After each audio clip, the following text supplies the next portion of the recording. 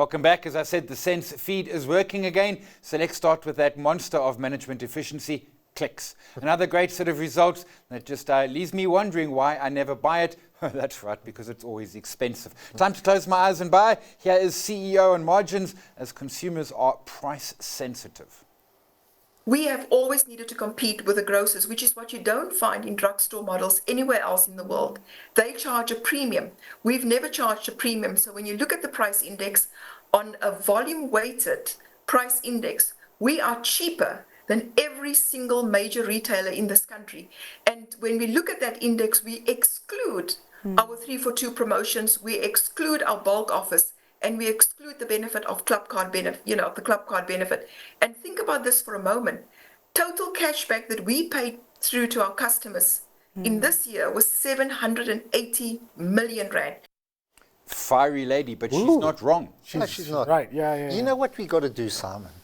Scrap PE ratio, scrap all of those things. Because it just kills you. Because I've been looking at clicks for 15 years. And then what are analysts going to be doing? That's what I'm saying. We don't need the analysts. Listen to Bettina. We need jobs. We need more analysts. You phone David and you say, which way is the chart going? Yeah. And if David's not there, you phone my niece, because she can also say, bottom left, top right. Top right, exactly. I mean, here's a business that continually gives you good returns. You don't have to think, and it's going to do that into the future. But here's my rebuttal to that. Clicks is up 58% in 5 years. In 5 years, the opportunity cost of that would have been really expensive because you could have invested in a lot of things, right? But if you look at that share prices in a year, it's up 52%. So you would have held 5 years only to get the returns yesterday. So that doesn't sound but that happened. Replace this business. No, I agree with that. I'm just saying you need How do you value their leases? You still need to value these businesses at the end of the day. We value things on a pure. We don't value the intangibles, things that you can't. Feisty CEO. Exactly future like growth. that. Future growth. What the DNA, the culture, where their leases are. You can't replace them. You can't just say, okay, we're going to kick you out of a shopping centre and put our own clicks in there. Forget it. They're entrenched.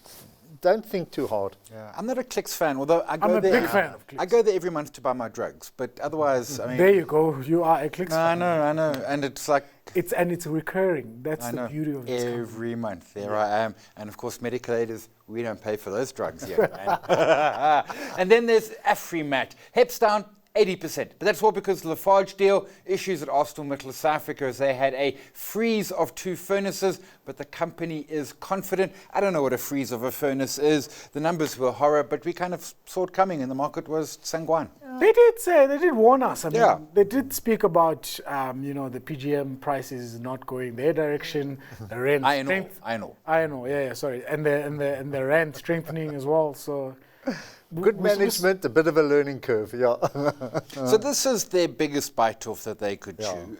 My sense is, watching Andrews van Heerden and team on his webcast yesterday, is that they're doing okay. And there weren't any giant surprises. And yes, it's a tough turnaround, but they look and sound confident. They're a good management team. And I think the history of when they listed during the construction boom, they've done incredibly well. They diversified into iron ore. When you go into commodities, other than aggregates, in which they were different market. And I think they're feeling that now. They'll get through it. I think they've got the right kind of management to negotiate it. But it's a lot more volatile than the areas in which they were but cement, they're still cheap imports, man. Yeah. That's a very tough business. Dangote has them by the neck there, unfortunately. Yeah. And I don't know if we still get dumping out of Pakistan and the like. We used to. I don't know if we still do, but quite possible. Sense. Yeah, on the coastal areas, because we can't track it in, but... Yeah, it's a pity. PPC's under the same kind of pressure. But listen, it's Lafarge a good deal. Just give it time. We're going to have to spend on infrastructure. Well, they are seeing in their construction supplies, they are seeing SOEs, most notably Sanrail and Transnet. They are seeing some activity there, so some stuff is happening. Well, no oil rigs, but drill in time.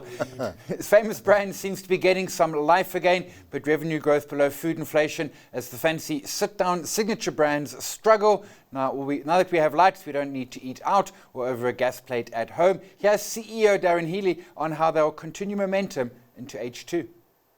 I mean, obviously making sure our value proposition for the consumer is right. And I mean, that's not always easy, but I mean, really, adjusting menus to make sure that we've got the right value points without de-engineering products. So, we're not pursuing a kind of shrinkflation strategy. So, our iconic products are still what they are, but bringing in additional items, also obviously making sure we compete well, but really trying to get that value pricing and value proposition right for consumers at any price point. And I think that people have that need. So, they're not always looking for value in terms of low price. I mean, it's about the proposition. My wife's a Wimpy fan. We go for breakfast from time to time. I've got to say, they do a really good breakfast at a really good price. I mean, I'm always amazed at how cheap it is. Not bad numbers. Mug and beans as well. It happens to be owned by them as well. So they took off the anchovy toast, so I don't go anymore. I was literally the only person who ate it. Literally, the Oak in Cape Town is we sell it every 3 months. That's a South African standard. Yeah, I know. Yeah. Anyways, Famous Brand is an exceptional business. It's unfortunate when Darren Healy joined the business. He had a lot of drama with GBK and a whole lot of things that he inherited. Yeah. But over time, you're actually starting to see that he's a very skilled individual and he's a very top manager. I mean, look at it, dug out the business out of COVID, unwound all of those UK, and just focused on the businesses that work here in South Africa and focused on cost. But where we are today is a little difficult because, I mean, you've controlled all the costs. You can control, rationalize, whatever you want to call it, redeploy people, rationalize the brands and just focus on what works. You look at Spar numbers, for example. Spur, not Spur. They seem to be doing okay. They're talking about the two pots, doing well for their restaurants. Why is the same not? Because it's different. It's different sit downs. Because these are the more and they did. I mean, they did Lexi's, which they pulled out of largely. They did some others, and these are the fancier sit downs. Whereas Spur's got Hassal Grill, but to be fair, Spur is fancy. Hassal Grill is fancy too. What are you talking about? I still haven't had their dry aged steak, but but when you go to the fancy restaurants, you're 250, 300 rand in that area, as opposed to the Spurs and the... Hold on, you're not drinking wine at these restaurants, are you? No. What I'm trying to say, there's a big difference, in other words, in affordability. So if you go to... That's where they're suffering. And I think at this stage, that end of the market is under a little strain. I think it's more QSR struggling because they're mostly QSR. So this is quick service restaurant. Good point. So this is where your drive-throughs, now that we've got power, we don't need to QSR. Yeah, you don't have to QSR. Maybe that's where the struggle is coming from. Because if it's coming from sit-down restaurants, families love sit-down restaurants. But at a price. Yeah. At a price. At a price. Not a fancy Lupa or okay, guys. I tried to speak for these guys. Clearly, I'm losing. No, we don't disagree with you. We're just like David and I are old and poor. EOH still lives, but doesn't make money as they had another loss-making set of results. Maybe a name change is what's needed. Here's CEO Maurice de la Rey floating that idea.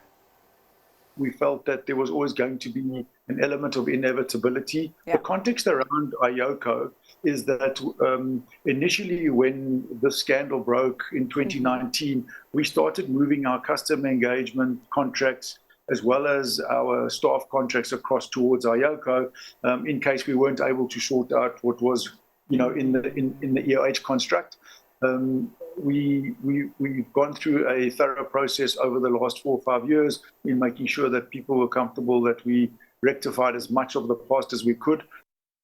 It's been a long turnaround, and it's sad. It's a tainted company. I think it's also a commodity in a sense. The service it offers is very good, and we need it. We need those IT companies, but there's a lot of competition in it.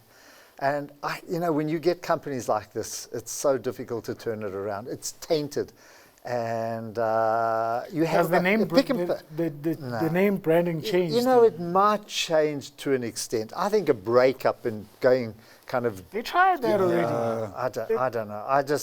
There's no need. And I feel sorry for management. I feel sorry for the people that are part of it.